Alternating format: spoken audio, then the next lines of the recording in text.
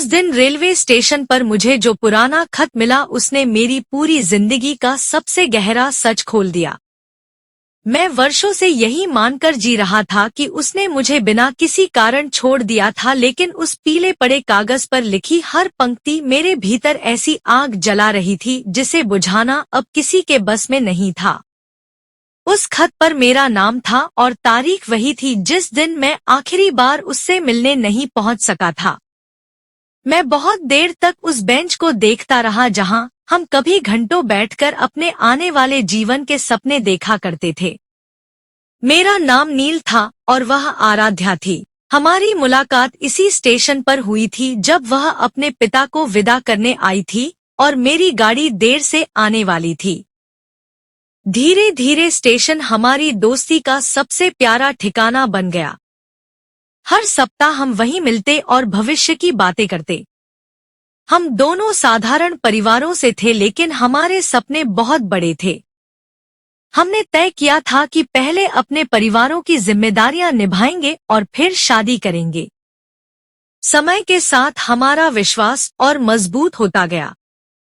एक दिन उसके पिता की तबीयत खराब हो गई और उसने घर की सारी जिम्मेदारियां अपने कंधों पर उठा ली।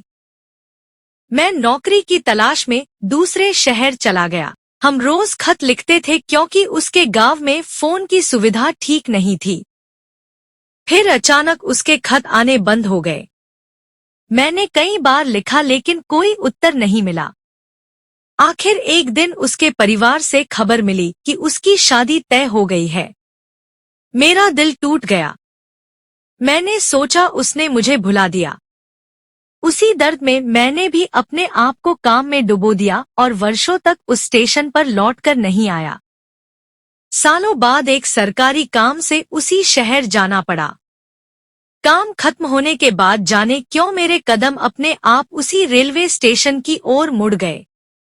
सब कुछ बदल चुका था, लेकिन एक पुरानी बेंच अब भी वहीं थी। उसी पर बैठते ही सफाई करने वाले एक बुजुर्ग मेरे पास आए और बोले कि क्या मेरा नाम नील है। मैं चौंक गया। उन्होंने अपनी जेब से एक पुराना लिफाफा निकाला और कहा कि बहुत वर्षों पहले एक लड़की रोते हुए यह खत उन्हें देकर गई थी। उसने कहा था कि यदि कभी नील लौटे तो यह उसे दे देना। मैंने कांपते हाथों से खत खोला। उसमें लिखा था कि उसके पिता की बीमारी अचानक बहुत बढ़ गई थी। इलाज के लिए घर और जमीन तक बेचनी पड़ी। उसी दौरान रिश्तेदारों ने उसकी शादी एक संपन्न परिवार में तय कर दी ताकि उसके परिवार की मदद हो सके। उसने लिखा था कि वह मुझे छोड़ना नहीं चाहती थी, लेकिन अपने परिवार को टूटते हुए भी नहीं देख सकती थी। उसने आखिरी बार उसी स्टेशन पर मेरा इंतजार किया था। उसने लिखा था कि यदि मैं उस दिन पहुंच जाता तो शायद वह सब कुछ छोड़कर मेरे साथ चली जाती, लेकिन मेरी गाड़ी दुर्घटना के कारण कई घंटे देर से पहुंची और तब तक वह जा चुकी थी। उसने लिखा था कि यदि कभी मुझे यह खत मिले तो मैं उससे नफरत न करूं, क्योंकि उसने बेवफाई नहीं बल्कि मजबूरी चुनी थी। खत पढ़ते पढ़ते मेरी आंखों से आंसू लगातार गिरते रहे और पहली बार मुझे समझ आया कि कभी कभी किस्मत इंसान से उसके सबसे सच्चे रिश्ते भी छीन लेती है। मैंने उसी दिन तय किया कि मुझे उसके बारे में सच्चाई जाननी ही होगी। बहुत खोजने के बाद पता चला कि वह पास के एक छोटे शहर में बच्चों को पढ़ाती थी। उसका वैवाहिक जीवन कभी सुखी नहीं रहा। पति का कुछ वर्ष पहले निधन हो चुका था और उसने अपना पूरा जीवन अनाथ बच्चों की सेवा में लगा दिया था। मैं उससे मिलने पहुंचा तो उसने मुझे देखते ही पहचान लिया, लेकिन कुछ पल तक कुछ बोल नहीं सकी।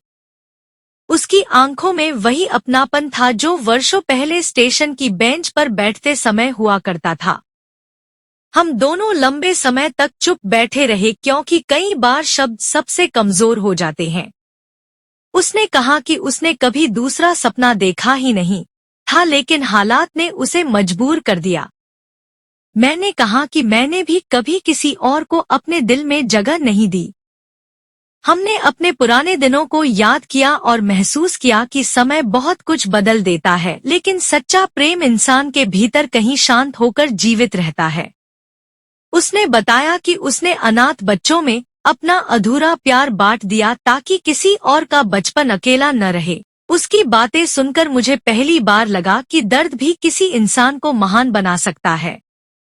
उस दिन हमने अपने अतीत को दोष देने के बजाय उसे स्वीकार करना सीख लिया। शाम होने लगी तो मैं उसे फिर उसी रेलवे स्टेशन पर लेकर गया जहां हमारी कहानी शुरू हुई थी। हमने उसी पुरानी बेंच के सामने खड़े होकर बिना किसी शिकायत के एक दूसरे को मुस्कुराकर देखा। अब हमारे बीच कोई वादा नहीं था, कोई उम्मीद नहीं थी, केवल सम्मान और सच्ची यादें थीं। उसने वह पुराना खत मेरे हाथ में वापस रख दिया और कहा कि अब यह दर्द नहीं बल्कि एक सीख है। मैंने खत अपने सीने से लगाया और महसूस किया कि कुछ प्रेम कहानियां साथ रहने के लिए नहीं बल्कि इंसान को बेहतर बनाने के लिए जन्म लेती हैं। लौटते समय गाड़ी चल पड़ी और वह धीरे धीरे मेरी नजरों से ओझल हो गई, लेकिन इस बार मेरे दिल में कोई शिकायत नहीं थी। मुझे समझ आ गया था कि सच्चा प्रेम पाने से बड़ा होता है, उसे सम्मान देना। जीवन हमें हर इच्छा नहीं देता, लेकिन हर अनुभव हमें एक नया इंसान जरूर बना देता है और शायद यही हर अधूरी मोहब्बत की सबसे खूबसूरत मंजिल होती है।